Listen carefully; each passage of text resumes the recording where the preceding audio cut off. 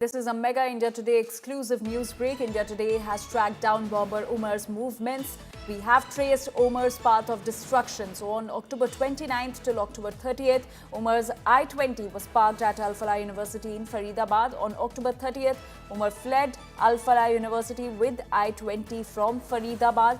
And then on November 10th, which is also the day of the bomb blast near Red Fort, bomber Umar's I-20 entered the national capital. So bomber Umar drove through several VVIP areas. Agencies were alerted on Umar post Muzammil's arrest. So on October 29th and 30th, the I-20 car was parked at Al Falah University in Faridabad. On October 30th, Umar fled with the I-20 car.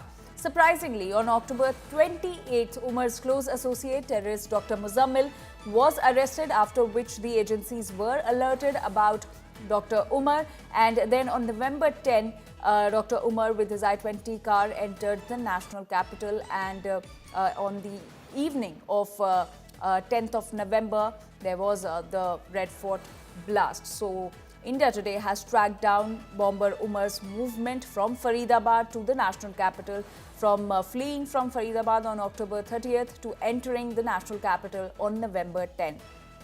My colleague Arvind Oja is now joining us with more details on this. Arvind, Umar Faridabad से अक्टूबर 30th को निकला, दिल्ली में उसे घुसते हुए नवंबर 10th को देखा गया। सवाल ये उठता है कि पुलिस को उमर के बारे में पता था, 10 दिन क्यों लग गए उमर को ट्रैक करने में? देखिए, बहुत अच्छा सवाल आपने पूछा और यहीं पर जो लैप्सेस है वो सामने आ रहे हैं। इंडिया टुडे ने 43 लोकेशन का सीसीटीवी फुटेज एक्सेस किया है फर्स्ट टाइम, जिसमें साफ दिख रहा है कि 29 अक्टूबर को जो यूनिवर्सिटी है अल फलाह, उसमें I-20 कार दिखाई दे रही है उमर की। उसके बाद 13 को वो दिखाई दे रही है कार I-20 इंडिया वो अल फलाह यूनिवर्सिटी में।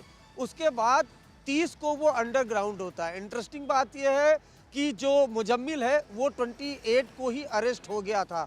उसके बाद ऑन पेपर एब्सकॉन्डिंग अक्यूज था उमर। उसके बाद वो 30 को गायब होता है और कई दिन तक वो मेवात के अलग अलग इलाकों में इसी I-20 कार के साथ घूमता है। उसके बाद 10 नवंबर को वो एंट्री करता है दिल्ली में, और दिल्ली के अलग अलग लोकेशन पर उसका भी सीसीटीवी फुटेज इंडिया टुडे ने एक्सेस किया, जिसमें वो अकबर रोड की तरफ घूमता है, जो वीवीआईपी इलाका है, रेल भवन पार्लियामेंट के बेहद करीब उस इलाके में घूमता है, फिर कन्नाट प्लेस घूमता है, अरुणा आसफ अली रोड पर घूमता है जहां मस्जिद है। उसके बाद वो सीधा पहुंचता है लाल किला। सवाल यही है कि 30 तारीख को वो अंडरग्राउंड होता है, 28 तारीख को उसका जो क्लोज एसोसिएट मुजम्मिल है वो अरेस्ट हो जाता है। जाहिर सी बात है मुजम्मिल ने उमर का नाम बताया होगा। क्या यूनिवर्सिटी का सीसीटीवी फुटेज एक बार भी फरीदाबाद पुलिस, जम्मू कश्मीर पुलिस ने देखने की कोशिश नहीं की? अगर सीसीटीवी फुटेज यूनिवर्सिटी का देखा जाता तो शायद उमर का कोई क्लू मिल सकता था। उसके बाद उस I-20 कार को लेकर दिल्ली एनसीआर की पुलिस को अलर्ट किया जा सकता था, तो पुलिस उसकी मूवमेंट को ट्रैक कर सकती थी और लाल किला जैसा बड़ा धमाका वो नहीं होता। तो फिलहाल जो इंडिया टुडे ने 43 लोकेशन की सीसीटीवी फुटेज एक्सेस की है, दरअसल दिल्ली पुलिस ने जब लाल किले पर ब्लास्ट हुआ उसके बाद रिवर्स जो मूवमेंट है उमर की, कहां से वो निकला, कहां से वो आया, ये ट्रैक करने की कोशिश की। तब ये सीसीटीवी फुटेज के बारे में पता चला कि कैसे वो फरीदाबाद की अल फलाह यूनिवर्सिटी में 30 तारीख तक मौजूद था।